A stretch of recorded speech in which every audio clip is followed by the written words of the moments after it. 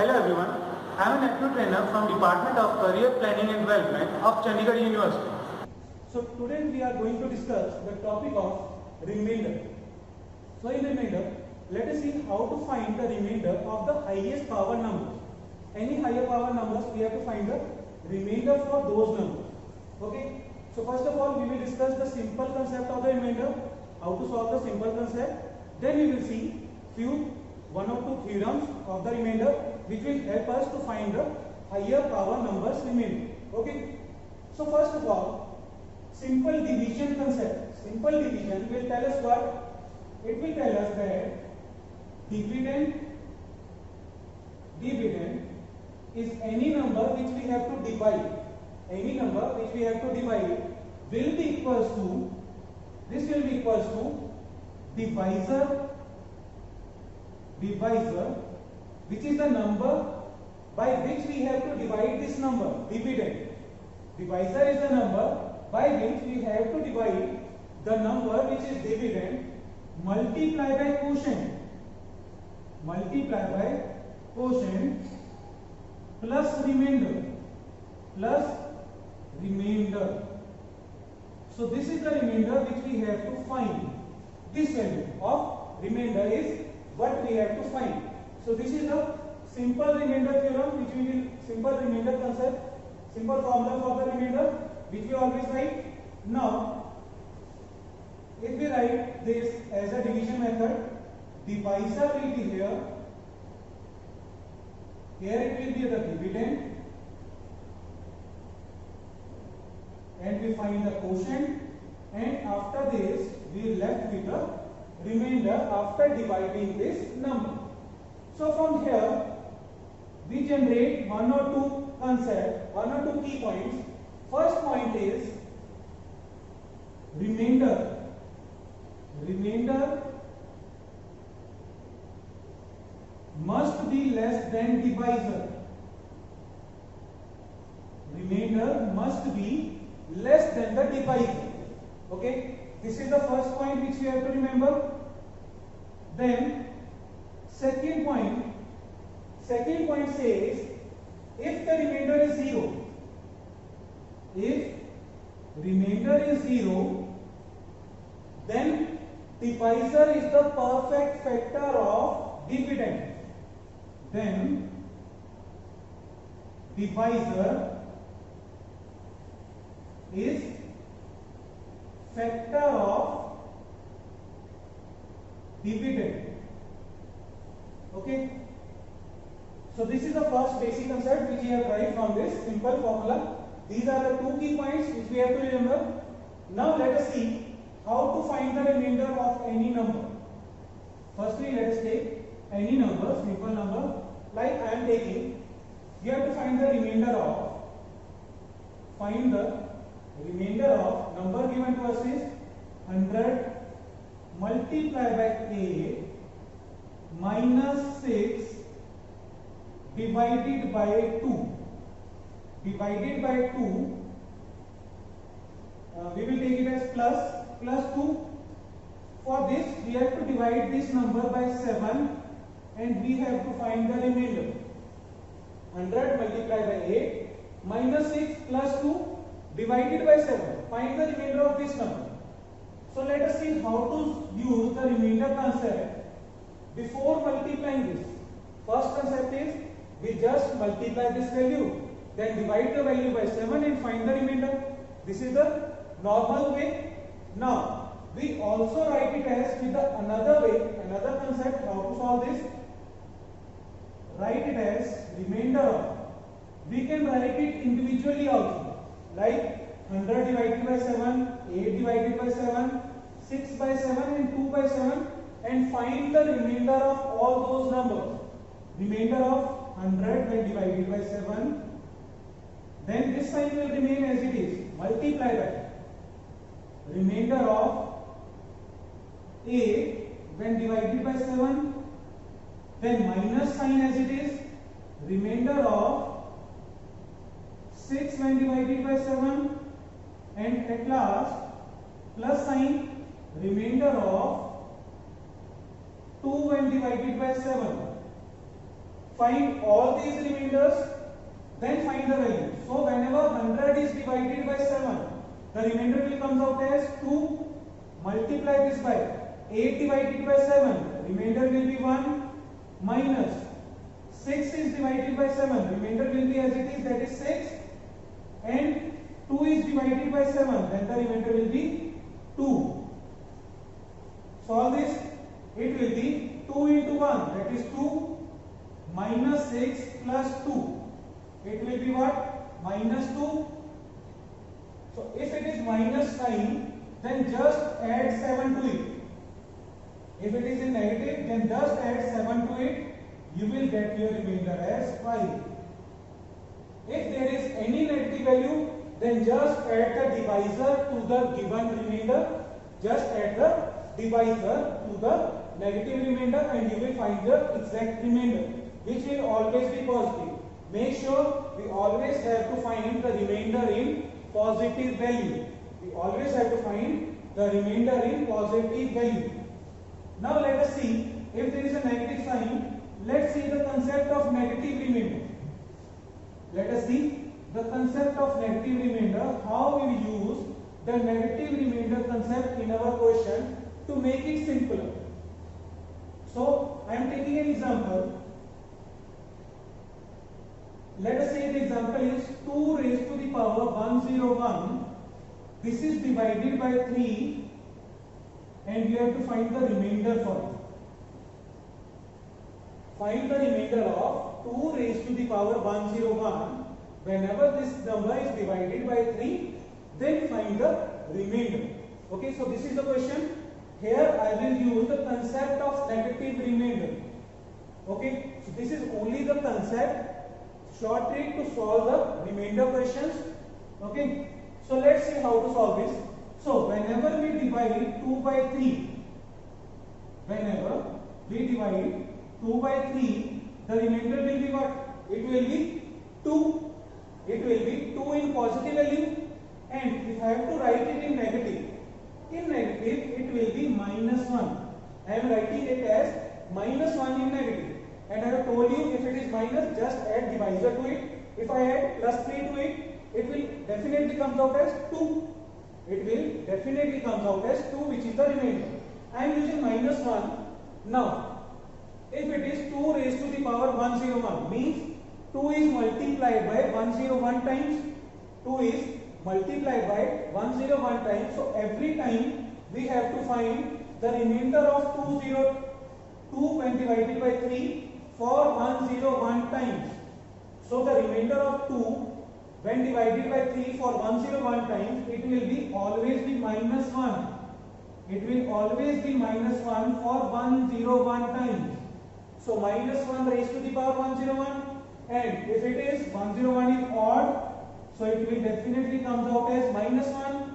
I just add divisor to it. Just add divisor to it. It will be, the remainder will be 2. So 2 will be your definite answer. I hope this negative remainder concept is clear to everyone. We will use this negative remainder concept. Then next, let us see the theorem for the remainder theorem. Theorems which will help us to find the remainder of any higher power number. Okay, so let us see the first theorem. First theorem is Euler's theorem. First one is Euler theorem. This theorem says we are taking the two numbers p and n. First of all, these two numbers should be co-prime. If the two numbers p and n are co-prime, then the remainder of p raised to the power en, whenever this is divided by n, whenever p raised to the power en, which is a number, is divided by n, then the remainder of this number will be 1. Remainder of this number will be 1, where en is defined as n multiplied by 1 minus 1 by a multiplied by 1 minus 1 by b and continuously, where En is defined as n multiplied by 1 minus 1 minus a 1 by a multiplied by 1 minus 1 by b, where a comma b and continuously are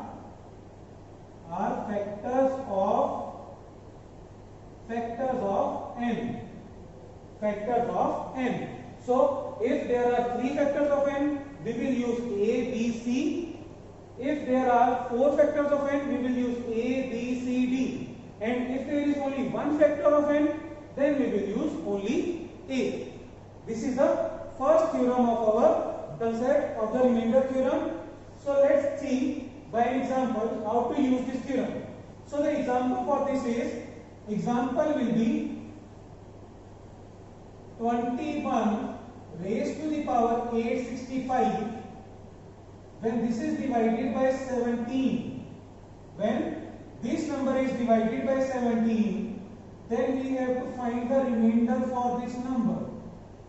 Then find the remainder for this number, which is 21 raised to the power 865 is divided by 17. Now see, first of all, we will write 21 for 865 times individually, and every time we will divide this by 17. Every time we divide this by 17. Now, remainder of, firstly I am finding remainder of 21 whenever divided by 17. Whenever divided by 17, then the remainder will be what? 4. So 4 remainder will comes every time. So it will be, I will write this as this number. I will write this as, just we have to find the remainder of 4 raised to the power 865 divided by 17. We have to find the remainder of this number. I am converting this value as this. Now, let us see how to find the En. Let us find the value of En. Here the value of n is what? Here the value of n is 17. So the factors of 17 is what? Factor of 17 is 17 only. As 17 is a prime number. 17 is a prime number. So the factor of this will be only 17. Now I will write it as n is what? 17 multiplied by 1 minus 1 upon 17. 1 minus 1 upon 17. This will be 16 by 17. This value will be 16 by 17. And 17 will be cancelled by 17, it will be 16. En value is coming out to be 16. So if we use the theorem, now if I use the Euler's theorem, which says p raised to the power En, p is what? 4. The value of p is 4, and here also see p and n should be co-prime. So 4 and 17, 4 and 17 are co-prime. Co-prime numbers are those whose HCF should be 1. Co-prime numbers HCF should be 1. So here, if I use this theorem by Euler's theorem, theorem says P, that is 4 raised to the power En, that is 16. 4 raised to the power 16. If we divide this value by 17, 17 which is the value of n, p raised to the power En divided by n, the remainder of this will be equals to 1. This will be equals to 1. So this is what we get from our theorem. Now let's solve 865 in the way of 16. Let's use 865. Let's divide 865 as 16. So I will write 865 as, in a way of 16, 16 multiplied by 54 plus 1. Whenever 16 is multiplied by 54, it will be 864, and plus 1, it will be 865. Now, I will write this value as, remainder of 4 raised to the power 16 and raised to the power 54. which is 16 multiplied by 54. This I have written. Then 4 raised to the power 1, which is the remaining one, plus 1.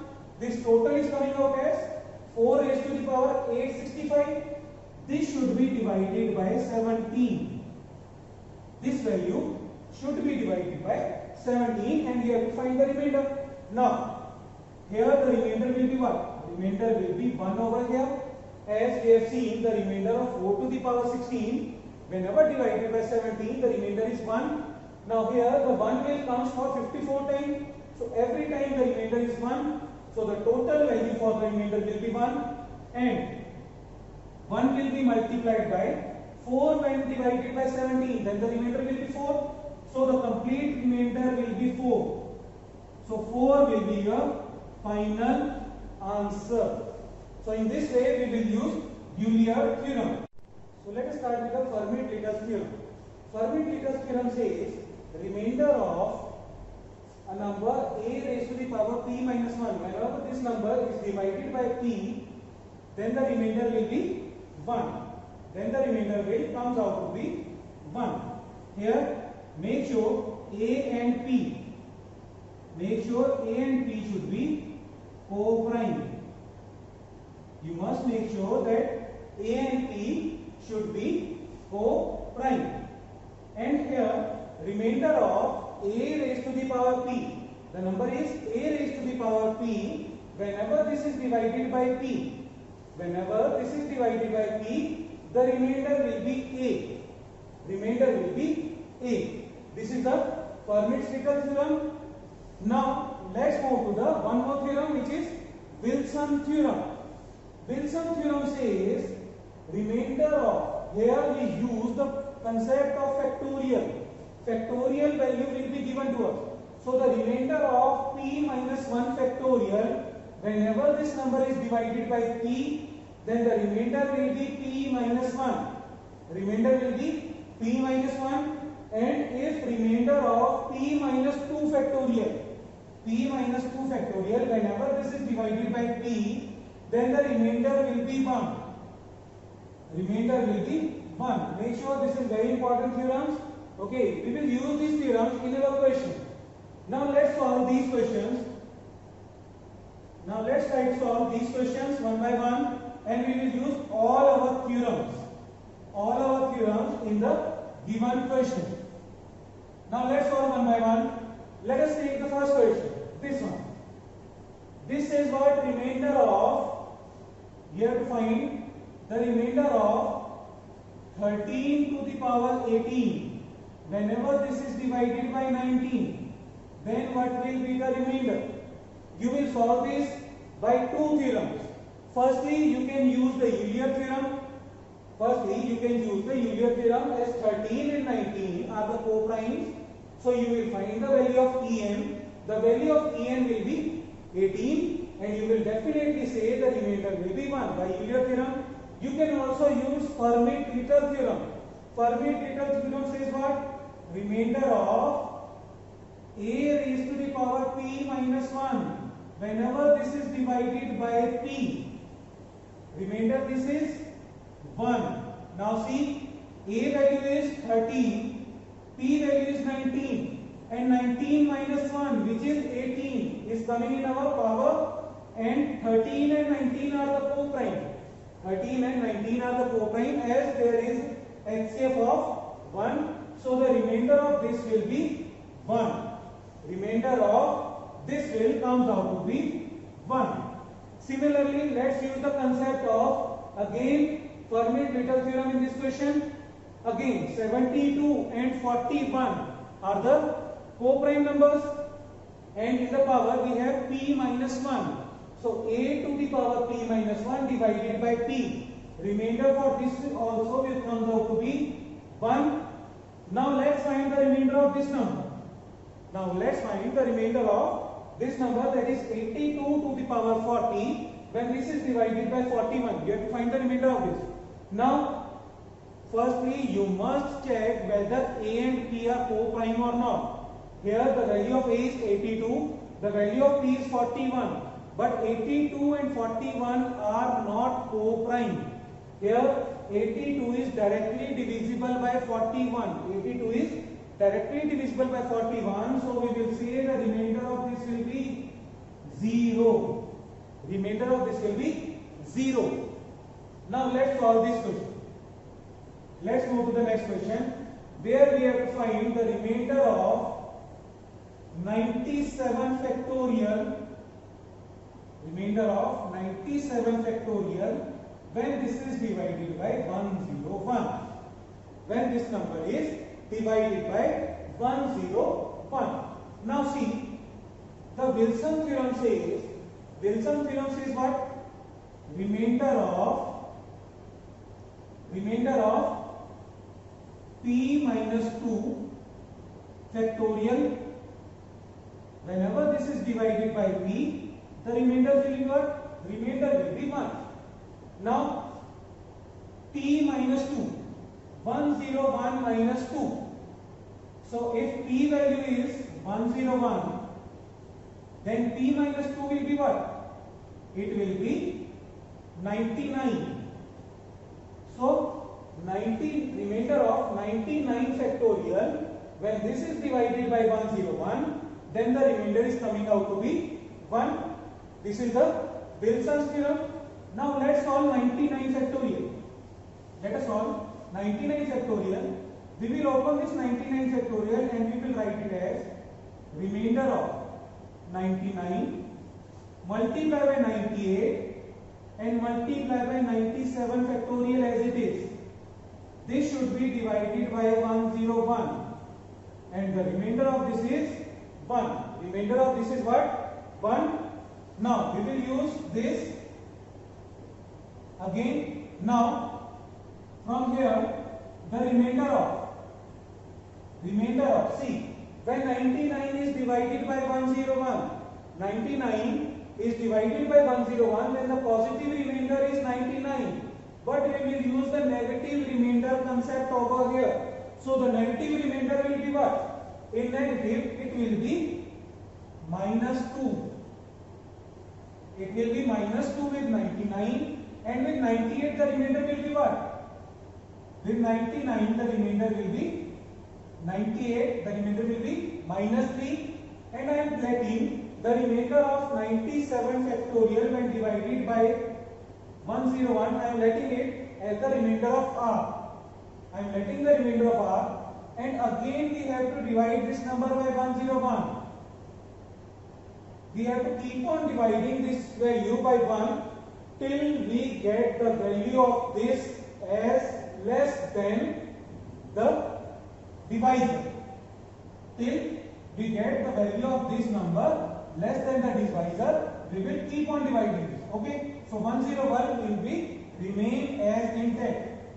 Now from here the remainder will be, we can multiply this minus 2 multiply by minus 3, it will be 6 into r divided by 101 is equals to 1. We will use our first simple formula which says dividend. Dividend is 6r will be equals to divisor 101 multiply by quotient. I am letting the quotient be k plus the remainder plus 1, that is remainder, and put the value of k as 1. We will put the value of k as 1. Okay, for the minimum value we will put the value of k as 1. So 6r will be equals to what? It will be 102. So from here we will find the value of r as 17. So the remainder will be coming out as 17. So here the value is 17. So this is the complete concept of remainder. Now let's move to the concept of factorial. Let us see the small concept of factorial. How we get the question of factorial. So we will use the concept of factorial. In factorial, how we will do it is, if we are given n factorial, we will write it as what? We will write it as n into n minus 1 into n minus 2 continuously till 1 We keep on multiplying it till 1. Now, the question asked to you is, that is asked to us is, if the number given to us is 125 factorial, then in this question is find the number of zeros.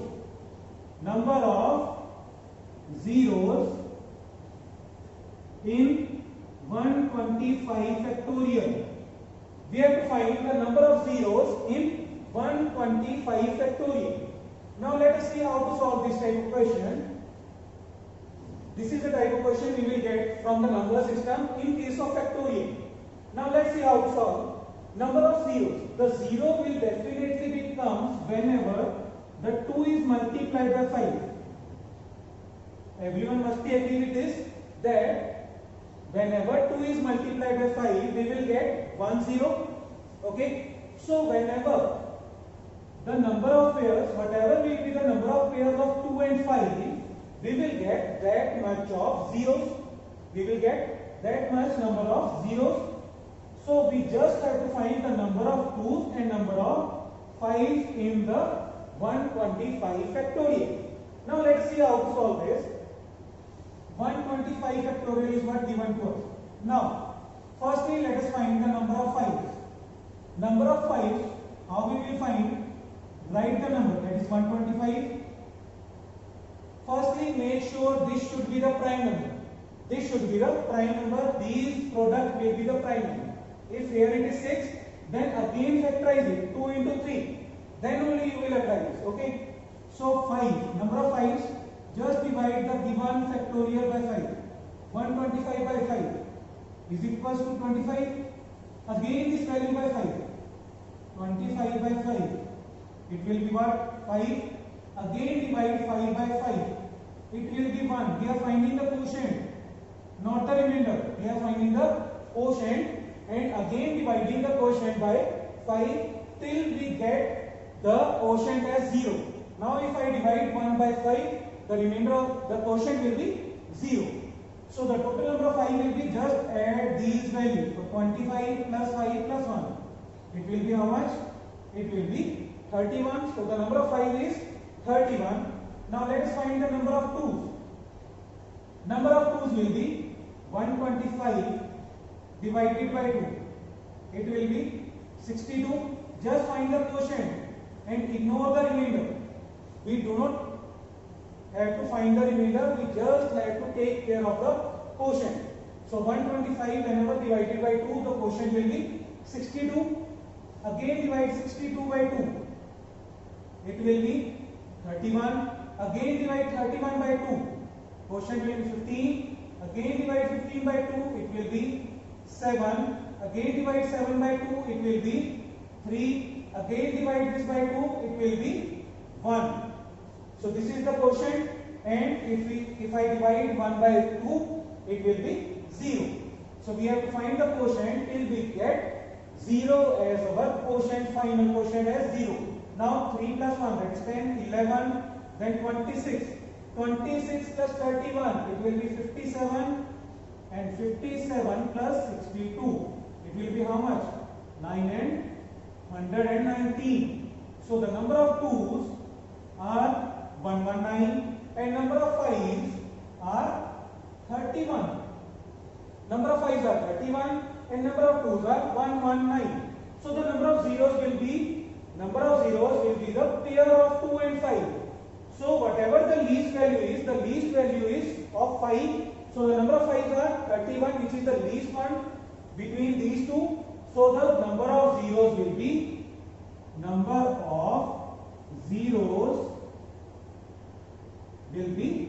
31. There will be total 31 number of zeros in case of 125 factorial. In a similar way, we will find the number of 12, the highest power of 12, or any number power. We will find in a similar way. Okay, so this is the concept of remainder and a factorial. So thank you very much. Thank you for joining.